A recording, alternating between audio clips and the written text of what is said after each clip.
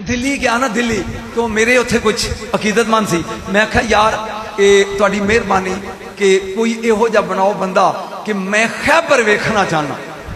कित्थे जाना चाहना जी? खैबर। वो एक ड्राइवर लै खैबर जाना है। उन्हें कहा जी ठीक है। जो निकले तो कहता जी अल्हम्दुलिल्लाह आप विहाड़ी के हैं, मैं टिब्बा सुल्तानपुर का हूँ। मैं बड़ा खुश हो गया भी नालों नाल ने चंद कदम चले कहता अल्हम्दुलिल्लाह आप सुन्नी बरेलवी हैं, मैं बंदी हूं।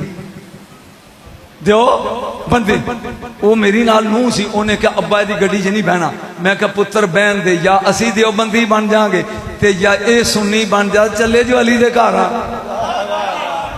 जागी जागी पहुंच गया खैबर। तवज्जो मेरे आ किला खैबर। जहां खैबर पहुंचे ना ते ए वो सेम ओरिजिनल पोजीशन च जे डिग्या पिया कंध खड़ी है। असी को रिड़दे लम्मे पैंदे बहिंदे ओदी चोटी ते चढ़ गए। उन ड्राइवर नाल सी। मैं कहा बेटा बात सुन, ए जरा थले जाती मारी। कहता जी डर लगता है। दीवार उची सी ना। मैं कहा बेटा फिर देख। कहता जी डर लगता है। मैं कहा फिर वेख।